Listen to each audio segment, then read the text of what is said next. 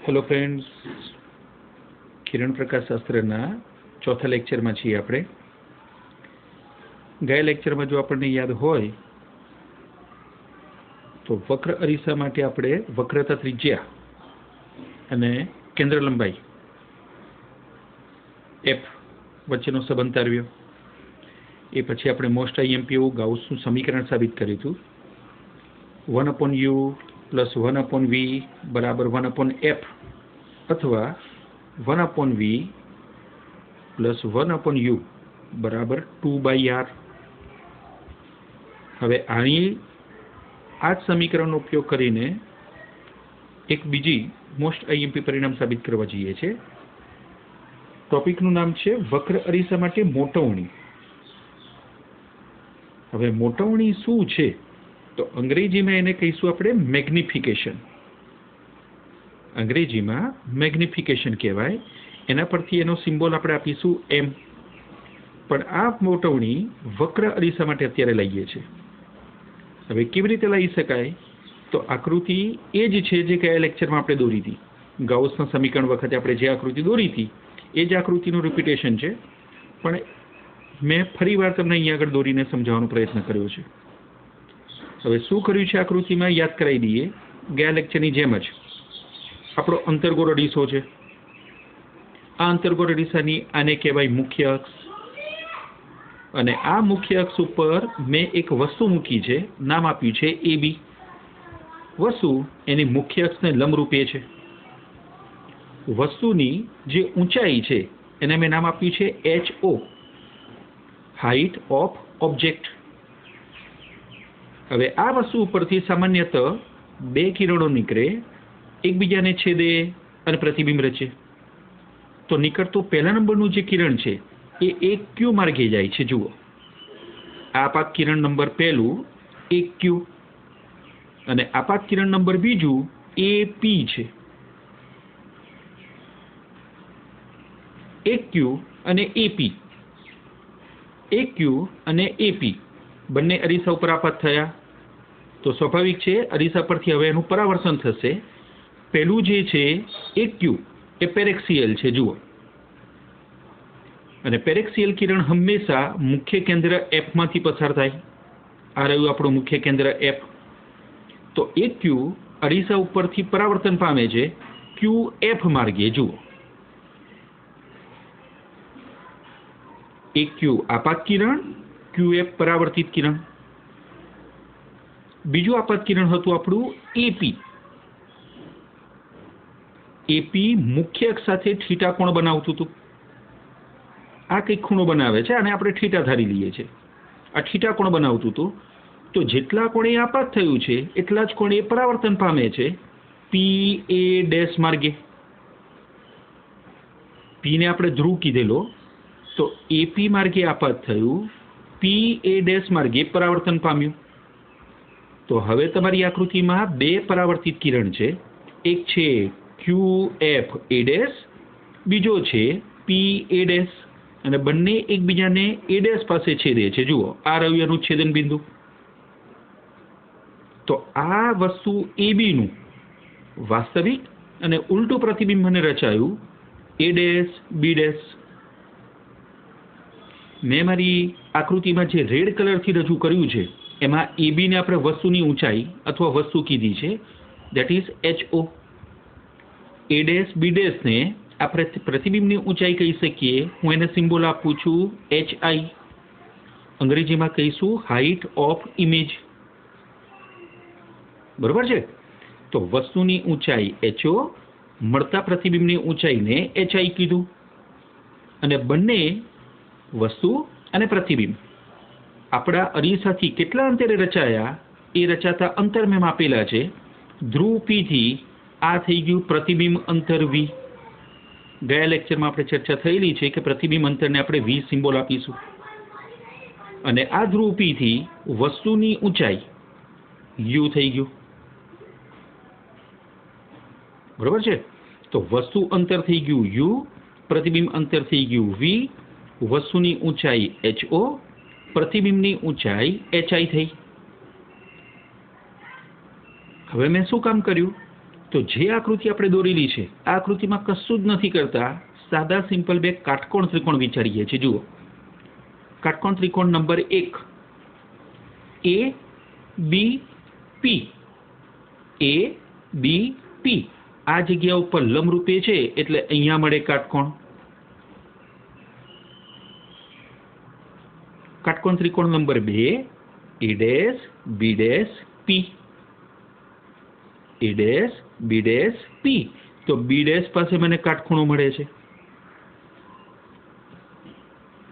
તો બે કાટકોણ ત્રિકોણ તૈયાર થયા, ABP અને ABP. અને બંને કાટકોણ ત્રિકોણ માટે જો યાદ હોય તો ધ્રુવ P પાસે આપણને કંઈક ખૂણા મળેલા છે.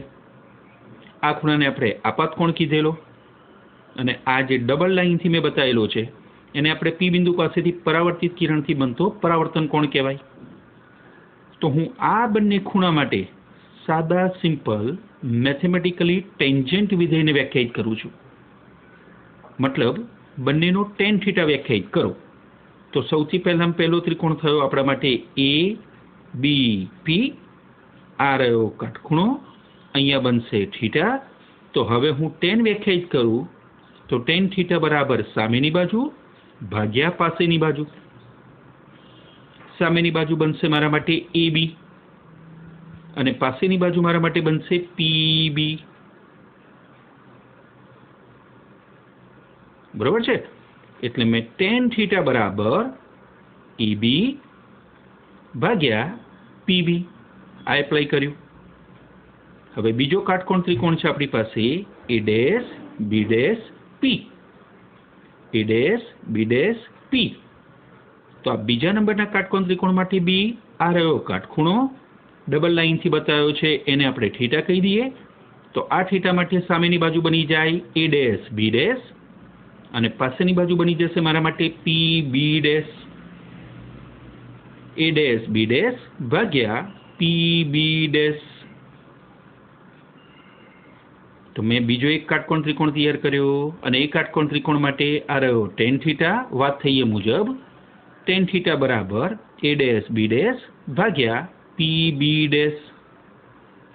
હવે જો તમે આ દરેકે દરેક માપ જે લખ્યા છે આપણે AB, PB કે ABP અથવા PB, જો હું આ બધાના માપ આપણી આકૃતિ મુજબ લખું તો આકૃતિ મુજબ દરેક માપને આપણે એક ચોક્કસ નામથી ઓળખીએ છીએ. જેને તમે AB કહો છો એ ખરેખર તો વસ્તુની ઊંચાઈ HO છે, પણ જે વસ્તુને આપણે દર્શાવી છે એ મુખ્ય અક્ષની ઉપર તરફ છે. તો યાદ કરો, સંજ્ઞા પ્રણાલિકા આપણને શીખવાડે છે કે ઉપર તરફની ઊંચાઈ ધન લેવાય, એટલે મેં HO ને પ્લસ લખ્યું છે. AB બરાબર વસ્તુ ઊંચાઈ HO પણ 100% પ્લસ.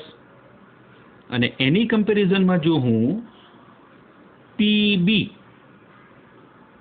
છેદમાં PB જે લખ્યો છે એ PB નું માપન કરું તો PB આ રહ્યો ધ્રુવ P અને ધ્રુવ P થી B સુધીનું અંતર તો આપાત કિરણની વિરુદ્ધ દિશામાં જઈએ છે એટલે અંતર ઋણ થાય. પણ આ અંતર વસ્તુનું અંતર છે, આ વસ્તુનું અંતર છે એટલે હું PB બરાબર લખીશ -U. એટલે મને ડાબી બાજુ જે tan થીટા લખ્યો છે એના બંને મૂલ્યો મળી ગયા છે. AB નું માપ મને મળી ગયું +HO અને PB નું માપ મને મળી ગયું -U. હવે યાદ કરીએ આપણે જમણી બાજુના tan થીટા માટે. જમણી બાજુનો tan થીટા હતો આપણી પાસે ABP ભાગાકારમાં PB. તો આકૃતિ ઉપર ફરી એકવાર નજર કરીએ. ABP એ મારા માટે પ્રતિબિંબની ઊંચાઈ છે. જુઓ, પણ આવે છે ક્યાં? તો ભાઈ મુખ્ય અક્ષની નીચે તરફ. એટલે પ્રતિબિંબની આ ઊંચાઈ HI એ સંજ્ઞા પ્રણાલિકાના નિયમ પ્રમાણે ઋણ ગણાય. એટલે મેં લખ્યું ABP બરાબર -HI. પ્રતિબિંબની ઊંચાઈ છે એનો સિમ્બોલ HI આપ્યો અને નીચે તરફ મળે છે એટલા માટે મેં એને માઇનસ ગણ્યો છે સંજ્ઞા પ્રણાલિકાના નિયમ પ્રમાણે. છેદમાં છે મારી પાસે PB. હવે PB કોણ છે? તો આકૃતિમાં જુઓ, ધ્રુવ P થી B સુધીનું અંતર એ મારા માટે તો પ્રતિબિંબ અંતર છે. હું આપાત કિરણની વિરુદ્ધ દિશામાં માપતો હોવાથી આ અંતર બી મારા માટે સંજ્ઞા પ્રણાલિકાના નિયમ પ્રમાણે ઋણ બને. એટલે મેં પીબી ડેશ બરાબર લખી નાખ્યું પ્રતિબિંબ અંતર વી, પણ વિરુદ્ધ દિશામાં હોવાથી -v. બરોબર છે? તો આ બધા મૂલ્યો plus HO -u -hi -v આ સંજ્ઞા પ્રણાલિકાના નિયમો સાથે આપણે લખેલા માપ છે. હવે આ માપને હું આપણા સૂત્રમાં ટ્રાન્સફર કરું છું. જુઓ, AB ના સ્થાને મેં લખી નાખ્યું HO, PB ના સ્થાને લખી નાખ્યું -u. બરોબર છે? મેં સમીકરણ નંબર 1 આપી દીધો છે. હવે જમણી બાજુ બી આપણી પાસે tan θ હતો. જમણી બાજુના આ tan θ માટે A' B' નું માપ આપણે લેવાનું છે -hi અને PB' નું માપ આપણે લખવાનું છે -v. તો મેં લખી નાખ્યું tan θ બરાબર -hi ભાગાકારમાં -v. આને કહી દીધું મેં સમીકરણ નંબર 2. સમીકરણ નંબર 1 અને સમીકરણ નંબર 2 બંનેમાં થીટા જેને આપણે કીધા છે એ સમાન છે. જો થીટા સરખા હશે તો બંનેના tan θ સરખા થવાના. સાદી ભાષામાં એવું કહેવાય કે બંનેની ડાબી બાજુ સરખી છે, તો હું બંનેની જમણી બાજુને સરખાઈ રહ્યો છું. જુઓ, બરાબર છે? બંનેની જમણી બાજુ સરખાવું તો મારા માટે હવે તૈયાર થયું HO/-u બરાબર -hi/-v. સાદુરૂપ આપો તો આ બંને ઋણ નિશાની આપોઆપ ઉડી જાય, ધન બની જાય. તો મારા પાસે પછીનું સ્ટેપ્સ છે HO/-u. અહીંયા નથી ઉડતી ઋણ નિશાની. જુઓ, અહીંયા ઋણ નિશાની ઉડી ગઈ એટલે મારી પાસે જમણી બાજુ વધ્યું hi/v. હવે જે આપણે વ્યાખ્યાયિત કરવું હતું મેગ્નિફિકેશન અથવા મોટવણી, આપણો ટાર્ગેટ હતો વક્ર અરીસા માટે મોટવણી અથવા મેગ્નિફિકેશન m નું સૂત્ર લાવવું. તો મેગ્નિફિકેશન અથવા મોટવણી m નું સૂત્ર છે કે ભાઈ ગુજરાતીમાં પ્રતિબિંબની ઊંચાઈ ભાગ્યા વસ્તુની ઊંચાઈ. પ્રતિબિંબની ઊંચાઈ ભાગ્યા વસ્તુની ઊંચાઈ. તો હું hi/ho ને સૂત્રનું કરતા બનાવું તો hi/ho v જતો રહેશે આ બાજુ, એટલે સૂત્ર બની જશે -v/u. જે સમીકરણ અત્યારે આપણે તારવ્યું આ મોટવણીનું સમીકરણ છે. આ મોટવણીનું સમીકરણ અંતર્ગોળ અરીસા માટે છે. આપણે આપણી આકૃતિમાં અંતર્ગોળ અરીસો દોર્યો છે. જુઓ, પણ આપણે શરૂઆતમાં ચર્ચા કરી છે એ ચર્ચા જો યાદ હોય તો નિયમ પ્રમાણે બહિર્ગોળ અરીસો આભાસી પ્રતિબિંબ આપે. આભાસી પ્રતિબિંબ હંમેશા ચપતું હોય. જે રીતે AB છે પ્રતિબિંબ પણ એ જ રીતે સીધું મળશે. જો પ્રતિબિંબ સીધું મળે તો જેને તમે A' B' કહો છો એ અહીંયા આવવાના બદલે ઉપર તરફ મળે. અને જો ઉપર તરફ મળતું હોય તો આ કન્ડિશનમાં HI ઋણ નહીં ધન ગણાય. તો આ સૂત્રમાં HI ધન મૂકી જુઓ. તો જો હું HI પ્લસ કરી દઉં તો આ પ્લસ, આ એક રહ્યું માઇનસ, અને આ માઇનસ પ્લસ થઈ જશે. તો મતલબ આ સમગ્ર ગુણોત્તર જે આપણે દર્શાવેલો છે સરખામણીનો, આ સમગ્ર ગુણોત્તર થઈ જાય ધન. બરોબર છે? તો hi/ho બરાબર બહિર્ગોળ અરીસા માટે જો મારે લખવાનું થયું તો થઈ જાય +v/u. હવે આપણી પાસે જેટલા પરિણામ છે એ પરિણામને જો યાદ કરીને આપણે લખીએ તો બહુ સીધું પરિણામ છે કે ભાઈ બહિર્ગોળ અરીસાની મોટવણી +v/u. બહિર્ગોળ અરીસા માટે f +f કહેવાય. બરોબર છે? આ જે મોટવણીનું બોક્સ વાળું સમીકરણ આપણે તારવેલું છે આ અંતર્ગોળ અરીસા માટે છે. અંતર્ગોળ અરીસા માટે f હંમેશા નેગેટિવ હોય.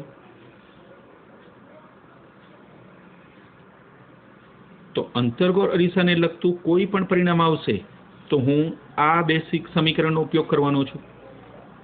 બહિર્ગોળ અરીસાને લગતા કોઈ બી પરિણામની વાત આવશે તો હું આ બે સમીકરણનો ઉપયોગ કરવાનો છું. બરોબર છે? અરીસો કોઈ પણ વાપરીએ હંમેશા વસ્તુ અંતર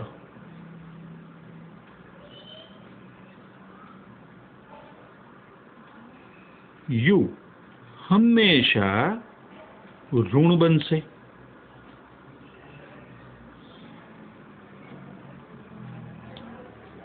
આ યાદ રાખવા લાયક મુખ્ય 3 મુદ્દાઓ મેં અહીંયા આગળ લખ્યા છે.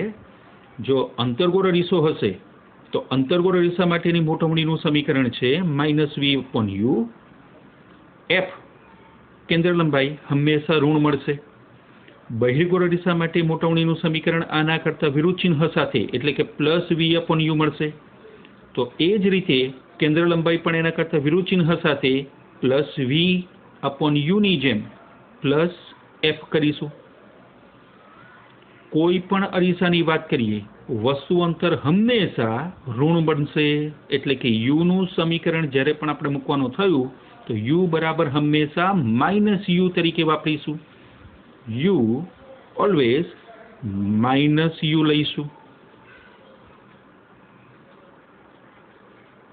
હવે આ સમીકરણોનો ઉપયોગ કરીને હવે આપણે દાખલા શરૂ કરવાના છે. પણ દાખલા શરૂ કરતા પહેલા હવે હું મારા પછીના સેશનની અંદર જેટલા પણ લેક્ચરો મેં મૂક્યા છે આ બધા લેક્ચરની ટોટલ આ પ્રિન્ટ તમારા સુધી મોકલું છું. આ પ્રિન્ટને તમારે તમારી નોટબુકમાં કોપી કરી લેવાની છે, જેથી કદાચ લેક્ચર જોવાની જરૂર પડે તો ઓકે, બટ ક્યાંક સમીકરણની જરૂર પડશે તો તમારી નોટબુકની અંદર બધા જ જરૂરી સમીકરણ, બધી થિયરીઓ એઝ યુઝ્યુઅલ જે રીતે આપણે બોર્ડ ઉપર ભણાવીએ છીએ એ પ્રમાણે નોટબુકમાં તમારા કોપી કરેલી હશે. એટલે હવે પછીના લેક્ચરની અંદર હું આ દરેકની પ્રિન્ટ તમારા સુધી મોકલવાનો છું. અને આ પ્રિન્ટ તમારે તમારી નોટબુકમાં કોપી કરી લેવાની છે એવું સમજો હું હોમવર્ક તમારા સુધી પહોંચાડું છું. બરોબર છે? આઈએમપી પરિણામો તમારી સામે છે. આ સાથે એવું કહી શકાય કે જે આપણે શરૂઆતનો પહેલો લેક્ચર લીધો હતો, જેમાં શરૂઆત કરી હતી પરાવર્તન. તો પરાવર્તનના બધા સમીકરણો, પરાવર્તનની બધી થિયરી, પરાવર્તનના બધા પરિણામો આપણી પાસે આવી ગયા છે. પરાવર્તનનું કાર્ય પૂરું થયું છે. પરાવર્તનનું હવે જે કામ બાકી છે એ છે દાખલા. તો હવેના લેક્ચરની અંદર હું દાખલા સાથે શરૂઆત કરીશ અને હાલ પૂરતું આ પરિણામોને તમારા સુધી પહોંચાડવાનું કામ કરીશ. બરોબર છે? તો હવે તમારા વોટ્સઅપ ઉપર સાહેબ જે પણ ઇમેજ મોકલે છે એ ઇમેજ પરથી તમારે નોટબુકમાં એને કોપી કરી લેવાની થશે. ઓકે? જેથી દાખલા ગણતી વખતે તમારા બધા સમીકરણ તમારી નોટબુકમાં તમારી સામે હાજર રહેશે. હું દાખલો જ્યારે અહીંયા આગળ સમજાવતો હોઉં ત્યારે તમે તમારા નોટબુકમાં તમારા સમીકરણને જોઈ શકશો. ઓકે? બીજો કોઈ સવાલ તમને બધાને કંઈ થતો હોય પરાવર્તન સુધીના કિસ્સાનો, તો મારો નંબર તમારી પાસે છે જ, અને આ નંબર ઉપર મને કોન્ટેક્ટ કરો અને તમારી જે ડિફિકલ્ટી છે એ મારી સાથે શેર કરો. હા, હું શક્ય એટલું બને એટલું લાઈવ તમારા સુધી પહોંચાડવાનો પ્રયત્ન કરીશ. પણ બીજી એક મોસ્ટ આઈએમપી પરિણામ, બીજી એક મોસ્ટ આઈએમપી થિયરી છે, આને પણ તૈયાર કરવાની છે. ઓકે? Thank you.